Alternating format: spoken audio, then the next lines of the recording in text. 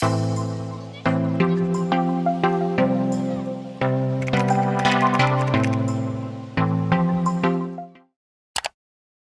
up, you guys? Welcome back to my channel. For today's video, we're going to be talking about journaling. Now, this was actually requested via my Instagram, and if you are coming from my Instagram, then you know that I'm a very big advocate for journaling. So mainly in this video, I'm going to be talking all about my journaling process and kind of how I choose my prompts, how I organize my spreads, and two of my main prompts that I love to use all the time. Now, I want to start off with a disclaimer because every time I talk about journaling, I feel like so many people are like, oh, I want to be that girl that journals, or I've always wanted to do that, XYZ, and I just want to let you know, I was that girl. And this isn't even all of the journals that I've had. I can distinctly, I vividly can think of 3 other journals that are at my dad's house right now. I was the queen of starting a journal or starting a diary and falling off after 20 or 30 pages in. Trust me, dude, that was me. I don't exactly know. Actually, I guess I do know what made it finally stick for me is seeing the actual mental progress. The main form that I do now is kind of active journaling prompts, and that's 100% hands down what has allowed me to see the mental progress, and I think that in turn is what has helped with my adherence to journaling every single morning. Okay, not every single morning. I do it when I feel like I need it, 4 times a week. And before I actually get into the meat of this video, I was looking through this old little mini diary that I had, and last summer, I was in the worst headspace I had ever been in my entire life. My self-confidence and self-love was, I'm not even being dramatic, it was the lowest it has ever been in my entire life. And I really turned to journaling to pull myself out of that, as opposed to, looking for others to fix me. I really turned to journaling, and that's what helped me fix myself from the inside out. This was actually a snippet. So this was my summer 2019 goals, is what I titled this. And my 4th goal was to find self-happiness again. And my 6th goal was confidence. And now, oh my gosh, I'm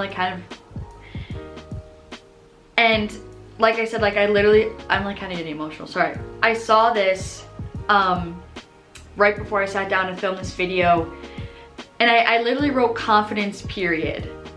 And I just can feel, again, how low I was back then, last year, and reading that from a place now where, like I said, I'm the happiest and most confident I've been in such a long time, while feeling the most independent ever, knowing that I'm the one that created that happiness and I'm the one that created that confidence within myself. I feel so limitless and empowered right now, and reading that and just thinking back to how weak I felt and powerless I felt just really hits hard, hits home, And I want this to be an example, living proof of you guys that how much journaling has transformed who I am as a human being. And I also want to read this little blip to you guys as well. I'm sorry this is the longest intro ever, but I genuinely just want to share this with you guys. So this was 6/13/2019, so June 13th, and it is June 25th, the day before my birthday. So last year I said, hey, I've been struggling recently, thinking about a lot of things because I have the time. Been feeling a lot of things, and being lost is one of them. I'm not really sure what's going on or why I feel this way. Ever since I got back from New Zealand, it's just been downhill constantly. I feel so alone and unconfident, the 2 worst feelings. I feel so fat, and I feel like I've been working so hard. And that's also the worst, when you're putting in so much effort, but your efforts are just incorrect. I just feel so lost, I don't even know who I am. I have no drive for bylivfiit either because I feel so insecure and just like crap. I don't know, man, I'm just not feeling good. And then after that, I went in and I wrote down kind of I am statements, affirmations right here, everything that I wanted to attract into my life and everything I wanted to have. And I also proceeded to write everything that I'm grateful for. I just wanted to share that with you guys and kind of start out this video of showing you guys, I guess, where I was and where I was during my lowest point in my initial turning to journaling when I was feeling that way. But so anyways, I used journaling to come out of that really dark headspace and single-handedly pull myself out of that, which I believe so much in, that you can't turn to other people to pull yourself out of a depressive state or when you're feeling really low, or to find self-happiness or to find self-confidence. It all freaking starts within you. And I feel like the sooner you realize that, the sooner you'll be able to invincibly get back up on your feet. So let's get into it. Question that I get nonstop is, how do I come up with my journaling prompts? Now, I've never like Googled a list of journaling prompts. Like last summer, I learned about how beneficial it was to like be aware of everything you're grateful for, and I had heard of the concept of affirmations last summer, but I didn't understand what they were, so I like looked up what affirmations were. But that has been to the extent of me like looking up journaling prompts. So I wish I had more of a concrete answer. I kind of don't. It's just how my brain functions. I don't know, it's just like my perspective on things. I think it goes back to having self-awareness and like emotional intelligence of like how you're feeling and knowing what you need to work on for that day and that morning. So like for example, this morning was a perfect example. I went to bed late last night and I woke up and I was feeling grouchy. I was feeling the effects of not having a lot of sleep, and I just was frustrated that my routine and schedule got messed up.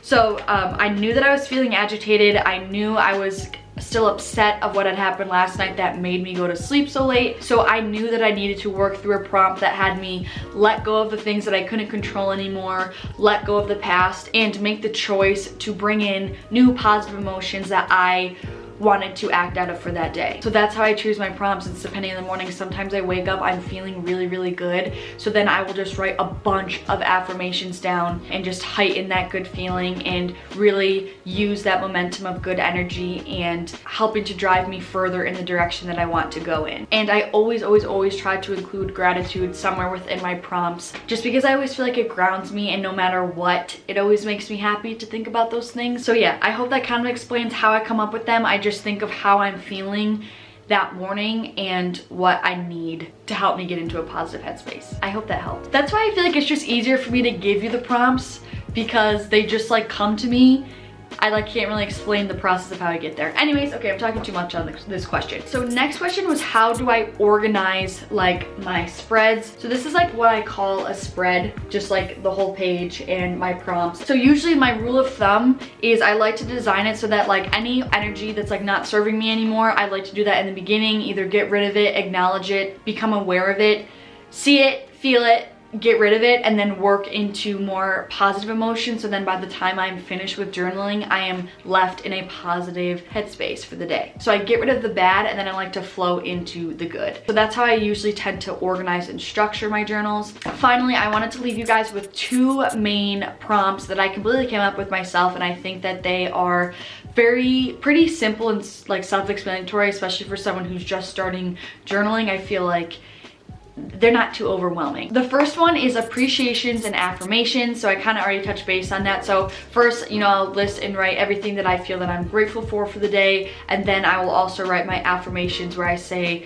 I am statements, or just affirming certain things that I want my reality to be. So this can be anywhere from me saying like, I'm happy, I'm confident, and I am grateful to be here. Okay, you could say that, or it could be different and say, I trust the process and that I'm in alignment with my goals. So they're just like affirmative statements declaring one thing or the other, and basically like telling you what you need to hear. So that's why I think that like self-awareness and emotional intelligence is so dang important, because you kind of need to know what you need. So for example, if I find myself like if I'm like, dude, the past 2 days I have not been stopping comparing myself to Instagram models, or this one, my neighbor, she bothers me all the time and I keep comparing myself to her XYZ, like you need to recognize that, reflect, that's how you've been feeling for the past couple days, and you need to know like, I need to stop comparing myself. And that's what would compel me to say right that morning, I rid myself of comparison with others.